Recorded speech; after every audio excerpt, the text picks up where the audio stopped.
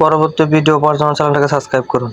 একটা শীতের সকাল, ঘড়ির কাঁটায় তখন ৮টা বেজে গেছে। অধিকাংশ মানব নিজের কর্মক্ষেত্রের জন্য বেরিয়ে গেছে। এই ব্যস্ত নগরীতে সবাই তাদের সুখের সন্ধান ব্যাকুল, নিজের স্বার্থ তৈরিতে ব্যাকুল। এর মাঝে কোনো এক প্রান্তে একটা মেয়ে তার সুখের কথা চিন্তা না করে নিজের সবটুকু দিতে ব্যস্ত। কিছু পথ শিশুদের, ওদেরকে সমাজ ভালো চোখে দেখে না। বলতে গেলে সবাই ধারণা ওরা নোংরা মানব। কেউ ওদের একটু ভালোবাসার দৃষ্টিতে দেখে না। সবার অবহেলায় শিকার ওরা। ওদের মধ্যে অনেকে পিতামাতাহীন, বা কারো বাবা মা বেঁচে নেই, বা কেউ আবার বাবা মার থেকে আলাদা, যেমন ওই মেয়েটির মতো। ও নিজের মধ্যকার প্রতিচ্ছবি ওদের মধ্যে দেখতে পায়। যাদের মাথার ওপর মা বাবা ছাড়া থাকে না, তাদের এই স্বার্থপর দুনিয়ায় বেঁচে থাকা অভিশাপ। তাদের শৈশব বিষাক্ত। হ্যাঁ, ওই মেয়েটির মাহেরা যে প্রতিদিন ওদের পড়ায়, নিজের কাজে যাওয়ার আগে ওদের একটু সময় দেয়, তাতেই যেন ওরা মহা খুশি। ওদের একটু হাসি মাহেরার কাছে বেস্ট গিফট। ওর নিজের সামর্থ্যের মধ্যে এতটুকু ছিল না, তাই ওদেরকে এভাবে ভালোবাসতো।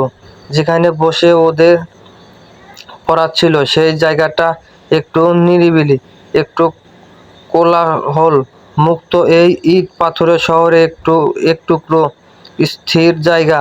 ওদের সাথে কথা বলা, একটু হাসি। কেউ একজন দূর থেকে মুগ্ধ হয়ে দেখছিল। কিছুক্ষণ পর তার মুখেও হালকা হাসি দেখা গেল।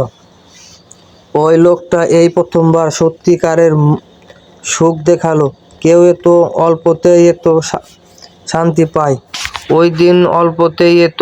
পায়। ওই দিন মাহেলাকে না দেখলে লোকটা জানতে পারতো না টাকাটা সব নয়।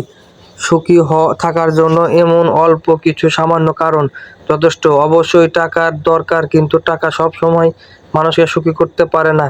এটাই আজকে হয়তো প্রথম লোকটি সেটা অনুভব করলো। এই ছন্দ ছাড়া জীবনের কারণে এই প্রথম কিছু ভালো হলো। হঠাৎ নিজের জীবনের সমীকরণ মানে পড়তেই লোকটার মুখে তাচ্ছিল্যের হাসি ফুটে উঠল। তার জীবনে খুশি আসাটা অসম্ভব, কিন্তু মন কি এই কথা মানে? এভাবে কেটে যায় বেশ কিছু দিন। তবে লোকটা প্রতিদিনই দূর থেকে দেখে যায়, অথচ মাহেরা জানতেই পারল না লোকটার কথা। আর এতদিনে ওই রোবট মানবটার মধ্যে ওর জন্য একটা জায়গা তৈরি হয়ে গেছে। ওটা ভালোবাসা বললে ভুল হবে না। হ্যাঁ, ওকে ওর অজান্তে খুব বেশি ভালোবেসে ফেলেছে। ওকে এইভাবে দেখে লোকটা প্রতিদিন শান্তি পেত, পাথরের বুকে ফুল ফোটালো। এর মধ্যে হঠাৎ একদিন লোকটা জানতে পারলো ওর ভালোবাসা মানুষটি ওর খুব কাছে আছে, অথচ সে জানতেই না ওর শান্তি ওর খুব কাছেই। মাহেরা ইহতিশাকে নিয়ে বাসায় চলে গেল। ইহতিশা বারবার জিজ্ঞেস করছে, আম্মা, ওই কাকু আমার কে হয়? মাহেরা কি বলা উচিত? ওটা ওর বাবা যে কিনা নিজের মেয়েকে মারতে চেয়েছিল। আম্মা, ওই কাকু তোমার সাথে এমন করে কেন কথা বললো? আমাকে এতগুলো কথা কেন বললো? আর তুমি কি তাকে চিনো আম্মা? আর আমাকে কেন ধরতে দিলে না ওই কাকুকে? আম্মা, জানো কাকু বেশি খারাপ না। আমি কাকুকে অনেক জ্বালিয়েছি, তাও আমাকে তোমার মন একটু বোকা দিয়েছে। কিন্তু তোমার সাথে এমন কেন করলো আম্মা? তোমাকে কেন কষ্ট দিল? ও নিজেকে কোনো রকম সামলে ইহতিশাকে বুঝিয়ে বলল, মা, ওটা কেউ না। আর আমি তো তোমার জন্য কান্না করছি, তুমি ব্যথা পেয়েছো দেখো। আচ্ছা চলো, আর কথা বলতে হবে না। আজকে সারা দিনে একবারও তুমি আমার হাতে খাওনি। চলো আম্মা, আর তুমি এখন খাবে। তারপর কিন্তু আমাদের অনেক কাজ। কালকে আমার মীরা মোদির কাছে যাচ্ছি। তুমি কি খুশি মা? ইতিশা সব ভুলে মায়ের কথায় সায় জানালো। এখন তার মূল্য কাজ আমার কাছে সাহায্য করা। আজকে যারা তোকে নষ্ট বলে ত্যাগ করেছে তারাই তোকে সব থেকে বেশি চাইবে, কিন্তু তোর মা তাকে দিবে না। প্রমিস, তোকে তোর মা এইভাবেই তৈরি করবে। মা, আমার সব কিছু হারিয়ে গেছে, তোকে আমি এই নোংরা সমাজের খারাপ মানুষগুলোর থেকে আগলে নিয়ে বাঁচবো। তোকে আমার মতো ভাঙতে দেব না। এটা তোর মা তার শেষ নিঃশ্বাস অবধি এই কথা রাখবে। মেয়েকে বুকে জড়িয়ে মনে মনে কথাগুলো আড়ালো। চৌধুরী ম্যানশন, ইহুতিস এর মা বাবা সবাই ওদের ড্রয়িং রুমে বসে আছে। সবাই কোনো একটা বিষয় নিয়ে বিস্তারিত। তাদের সাথে বসে আছে ইহুতিস এর খালা মিসেস নীলু, আর তার পাশে তার মেয়ে তানিশা। তানিশা, যার সাথে গত 5 বছর আগে থেকে বিয়ে ঠিক হয়ে আছে।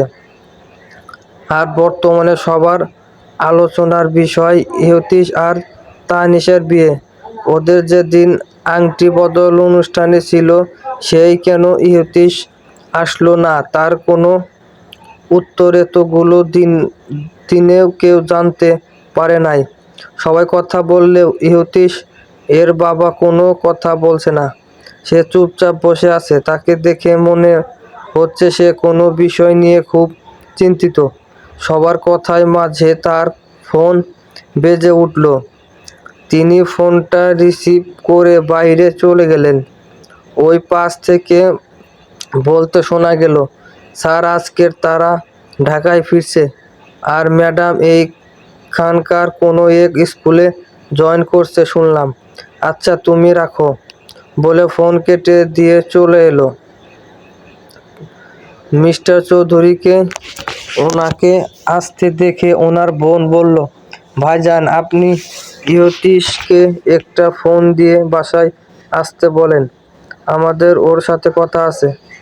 আপনার ছেলে আপনার ফোন ধরছে না, দেখছেন আপনারটা ধরে কিনা। তোদের মনে হয় ও আমার ফোন ধরবে? ও কখনো কারো কথা শোনে? আর ও কি তোর মেয়েকে বিয়ে করবে বলে কোনো কথা দিয়েছে যে বারবার এমন নাটক করতে চলে যাচ্ছিস? এই বলে উনি যখন চলে যাবেন তখন বাড়ির ভেতরে ইহুতিস ঢুকছে। উপস্থিত সবাইকে একবার দেখে যখন উপরের দিকে উঠতে যাবে তখন ওর মায়ের কণ্ঠে থেমে গেল, ইহুতিস, দাঁড়াও। সবাইকে দেখে কথা না বলে চলে যাওয়ার সাহস কি করে হলো ওর? পরিষ্কার কণ্ঠ, আমার সাহস বরাবরই একটু বেশি, এটা নতুন কি? এই কথায় উনি মনে হয় একটু অপমানিত বোধ করলেন। আমি তোকে অনেকবার বলছি আমার সাথে এমন করে কথা বলবে না। আর তুমি দেখতে পাচ্ছ না তানিশা এসেছে তোমার সাথে দেখা করতে? ও তোমার সাথে কথা বলতে চায়, কিন্তু আমার ওর সাথে কোনো কথা নেই। শুধু ওর সাথে, এই বাড়ির কারো সাথে কথা বলতে চাই না আমি। ইহুতিস চলে যেতে নিল। ওর মা আবার বলে উঠল, আমি আগামী সপ্তাহের মধ্যে তোমার আর তানিশার বিয়ে দিতে চাই। আমি আপনাকে অনেকবার বলেছি আমি ওকে বিয়ে করতে চাই না। আপনারা কি বুঝতে পারছেন না আমার কথা? বেশি বাড়াবাড়ি করলে এর ফল ভালো হবে না, মাইন্ড ইট। ইহুতিস ওর আর কোনো কথা না শুনে চলে গেল। আর এদিকে তানিশা খালার কাছে এসে কান্না করে দিয়েছে, মনি, আমার ইহুতিসকে চাই, তুমি কিছু করো। আমি ওর জন্য তো এতদিন অপেক্ষা করলাম, আর কত? মনি, এই কাহিনী দেখে ইহুতিস বোন ভ্যাক্সি কাটছে। ন্যাকা একটা ভালো হয়েছে ভাইয়া এটাকে পাত্তা দেয় না। যত সব আল্লাহ জানে। আর কত ওদের নাটক দেখতে হবে? ওর বাবাকে বলো, আব্বু, তুমি কিছু করে এই ন্যাকাদের বিদায় করো। উনি কিছু একটা ভেবে বলল, মামুনি, আমার সাথে কালকে এক জায়গায় যাবি, তোর জন্য একটা সারপ্রাইজ আছে। যাবি আমার সাথে? কোথায়? আব্বু, আমি যাব তোমার সাথে। কালকে সকালে রেডি হয়ে থাকিস। তুই ঘরে যা, আমার কাজ আছে। আসছি। আর দেখ তোর ভাইয়ের সাথে কথা বলতে পারিস কিনা আমার ছেলেটা। উনি শেষের কথাগুলো বলে একটা দীর্ঘশ্বাস ছাড়লেন। ইহতীশ এর বাবা সাইদ চৌধুরী, তিনি পেশায় একজন বিজনেসম্যান। ওর মা মিসেস জিলিরা চৌধুরী, তিনি একজন প্রফেসর। কিছু বছর আগে রিয়ার রিটায়ার করছেন। আর ওর একমাত্র বোন রাইফা চৌধুরী। এই তো, এটাই ওদের পরিবার। ওর একটা ফুপি আছে, সে দেশের বাইরে থাকে। আজকে মাহেরার আসার দিন, তাই সকাল সকাল ওকে নিতে মীরা আর ওর মা চলে এসেছে বাস স্ট্যান্ডে। মাহেরা এখন থেকে মীরাদের বাসায় থাকবে। ও সবই অন্য বাসা নিতে চেয়েছে, কিন্তু মীরা আর ওর মায়ের সাথে না পেরে এখানেই থাকবে। আর ইহতেশাকে একটা কিন্ডার গার্ডেনে ভর্তি করানো হবে। কিছুক্ষণের মধ্যে মাহিরাদের বাস এসে পৌঁছালো। মীরা আর মীরার মা এই প্রথম ইহতিশাকে সামনাসামনি দেখবে। ফোনে দেখা আর সামনাসামনি দেখার মধ্যে অনেক পার্থক্য আছে। মীরা আর মীরার মা তো ইহতিশাকে দেখে কান্না করে দিল। মিমি, তুমি কান্না করছো কেন? আমি কি দেখতে কম সুন্দর? আমাকে কি তোমার পছন্দ হয় নাই? নানুয়া, তুমি কি এর জন্য কান্না করছো? এগুলো বলে ওদের দুজনের দিকে তাকিয়ে আছে, ওদের উত্তরের অপেক্ষায়। না সুরুই, তুমি সব থেকে বেশি সুন্দর। পুরা একটা রসগোল্লা। জানো, এখন তোমাকে খেয়ে ফেলতে ইচ্ছে করছে। মীরা, না মিমি, এমন বলো না আম্মা। কি কান্না করবে? আমাকে খেয়ে ফেলবে, তখন আমি কিভাবে আম্মাকে আদর করে শান্ত করব? না, এটা একদম ঠিক হবে না। তবে তুমি চাইলে আমি তোমাকে খাবো। বলে হেসে দিল। তবে তবে রে পাকা বুড়ি, চলো তাড়াতাড়ি চলো, বাড়ি গিয়ে আমরা অনেক আড্ডা দেব।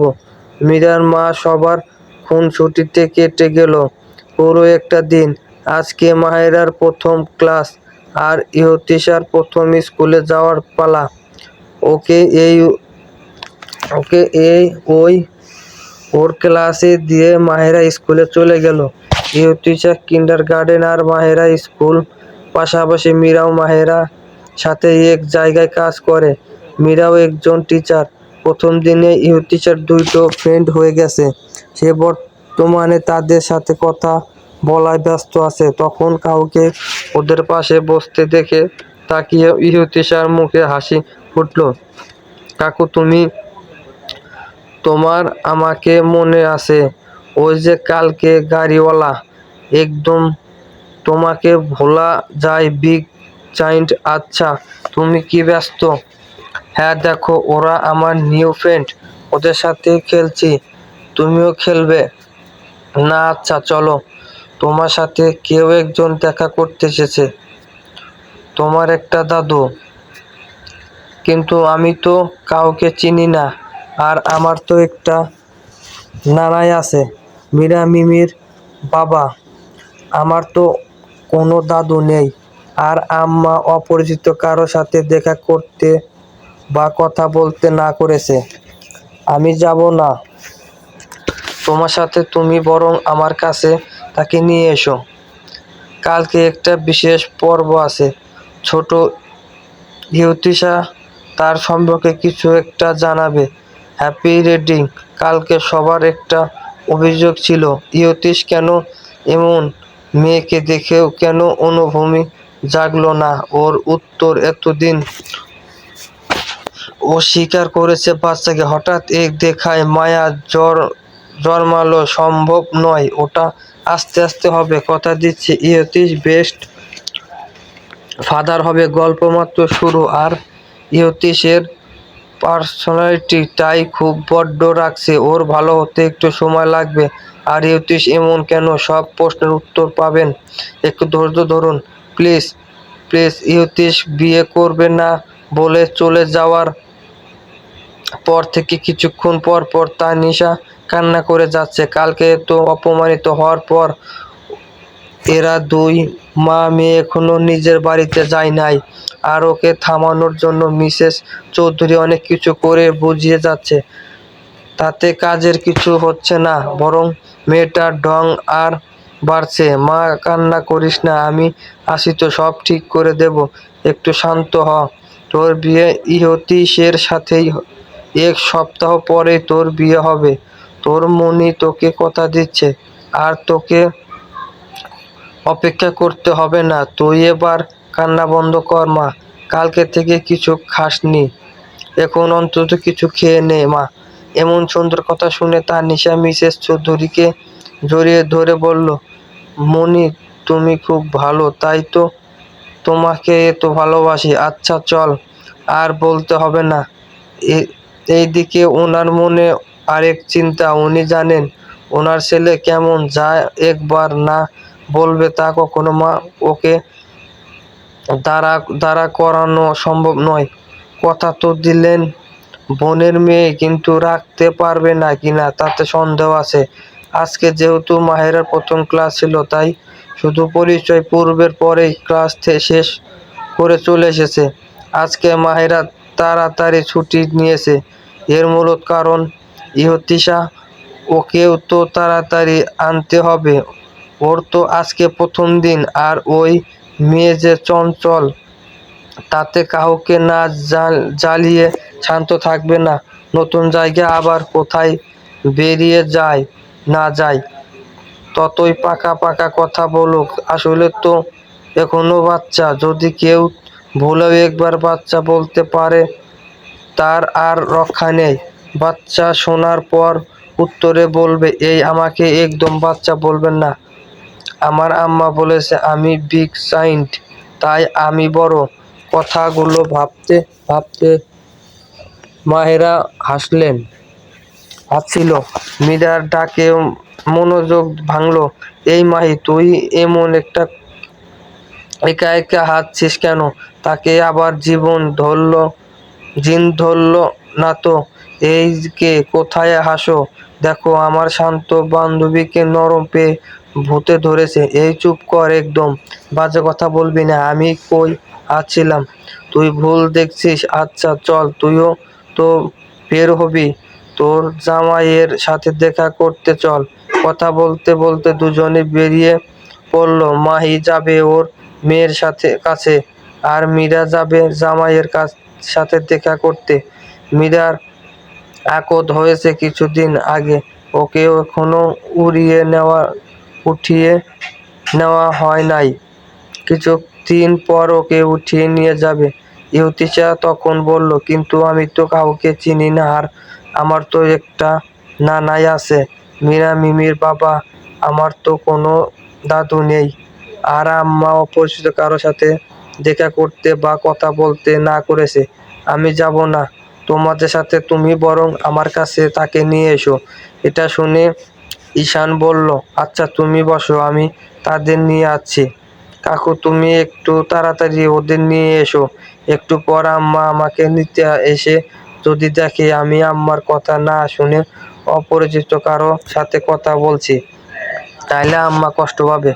শোনো কাকু, আমি কিন্তু ওদের সাথে অল্প একটু কথা বলবো, ওদের বলে নিয়ে এসো, কিন্তু পরে এটা শুনে যাতে রাগ না করে। ওর কথা বলার স্পিড দেখে ঈশান বলল, আচ্ছা বিগ সাইন, তুমি এত কথা কেমন করে বলো? ঈশানের এই কথার সঠিক মানে যদি ইহতিশা বুঝতো, তাইলে ওর খবর ছিল। কিন্তু ইহতিশার সহজ উত্তর, কেন কাকু, আমি তো কথা মুখ থেকে বলি কেন, তুমি তো বলো। ও হ্যাঁ, আমি একটু ভুলে গিয়েছিলাম বলে একটা বোকা বোকা হাসি দিল। আবার বলল, তুমি দাঁড়াও, আমি ওদের নিয়ে আসছি। ঈশান তাড়াতাড়ি করে মিস্টার চৌধুরীর কাছে গেলেন। ঈশানকে একা ফিরে আসতে দেখে ইহতীশ এর বোন জিজ্ঞেস করল, এ কি ঈশান ভাইয়া, তুমি একা কেন? কাকে আনতে গিয়েছিলে? সে কই? আব্বু যার সাথে দেখা করতে এসেছে রাইফা এখনো জানে না যে কার সাথে ওরা দেখা করতে এসেছে। ওকে যখন মিস্টার চৌধুরী কালকে সারপ্রাইজ দিবে বলল তখন কিছু না জিজ্ঞেস করেনি রাজি হয়ে গিয়েছিল। আজকে আসার সময় উনি শুধু বলেছে কারো সাথে দেখা করতে নিয়ে এসেছে ওকে, এইটুকুই। তাই রাইফা ঈশানকে একা ফিরে আসতে দেখে এইগুলো বলল। দাঁড়া বলছি, আগে শান্ত হও। সাঈদ চৌধুরীর দিকে তাকিয়ে আঙ্কেল, সে বলছে যে আমার সাথে দেখা করতে চায়। আমি তো তাকে চিনি না। আর আমি যখন বলছি তোমার সাথে একটা দাদাই দেখা করতে চায়, এটা শুনে তার উত্তর ছিল, আমার তো একটা নানাই আছে, মীরা মিমির বাবা। আমার তো কোনো দাদুই নেই। আর আম্মা অপরিচিত কারো সাথে দেখা করতে বা কথা বলতে না করেছে। আমি যাব না তোমাদের সাথে। তুমি বরং আমার কাছে তাকে নিয়ে এসো। কি বুঝলেন? এটা আসলেই আপনাদের প্রোডাক্ট, এতে কোনো সন্দেহ নাই বলে হাসতে শুরু করলো ঈশান। একদম ঠিক বলছো। এইটুকু বয়সে এত পাকা বুড়ি বড়দেরও হার মানিয়ে দেয়। আঙ্কেল, আমার একটা প্রশ্ন আছে। থাক, আর প্রশ্ন করতে হবে না। তুমি জানতে চাইছো আমি কি করে তার কথা জানলাম? ওনার উত্তর সময় পরে পরে বলল, এখন চলো, আমি আমার নাতির সাথে একটু ভাব জমিয়ে আসি। আঙ্কেল আবার কি আর কিছু বলছে ঈশানের দিকে তাকিয়ে? হ্যাঁ স্যার, তার সময় খুব কম, তাই ওখানে গিয়ে বেশি কথা বলতে পারবেন না। আমায় আগেই বলতে বলেছে যাতে পরে কেউ রাগ না করে। শেষের কথা শুনে উনি এবার উচ্চ স্বরে হেসে বললেন, আর ওদিকে রাইফা এদের কথার কোনো শুরু খুঁজে পাচ্ছে না। দেখতে হবে না এটা কার রক্ত, ওই পারবে আমার ছেলেটাকে ঠিক করতে। আর তুই এইভাবে তাকিয়ে না থেকে আমার সাথে আয়, উত্তর পেয়ে যাবি। রাইফাকে বলে ঈশান এর সাথে পা চালালো। কাকু, তুমি আসতে এত দেরি করলে কেন? আমার তো ছুটি হয়ে গেছে। আম্মা এখনই চলে আসবে। আমি তো চলে যাব। সামনে দেখো কারা দাঁড়িয়ে আছে। সামনে ওদের দুজনকে দেখে বলল, ও তোমরা আমার সাথে দেখা করতে এসছো? গোল গোল চোখ করে কামড়ে হাত বেঁধে দাঁড়িয়ে আছে ওদের উত্তর শোনার জন্য। এইদিকে রাইফা আর ওরা বাবা দুজনেই সামনে অবস্থিত পুতুলের দিকে তাকিয়ে আছে। দুজনেই কথা বলতে ভুলে গেছে। বিশেষ করে রাইফা, ওর চেহারার সাথে বাচ্চাটার অনেক মিল। শুধু ওর নয়, ইহতীশের কপি। এটা বলতে কিছু ভাবতে হবে না। আব্বু, এটাকে? একে তো পুরো আমার আর ভাইজানের মতো দেখতে। রাইফার চোখে মুখে বিস্ময় ফুটে উঠেছে। ওনার কিছু বলার আগে ঈশান উত্তর করল, এটা ইহতীশ স্যারের মেয়ে। কি বলছো? ভাইয়ার মেয়ে? কি করে? ভাইয়া তো আনম্যারিড। কিভাবে কি? সেটা তোর ভাইয়াকে গিয়ে জিজ্ঞেস করবি মিস্টার চৌধুরী। ভাইয়া জানে আব্বু। ঈশান ভাইয়া? হ্যাঁ, তোর ভাই জানে। আর ওকে মারতেও চেয়েছে।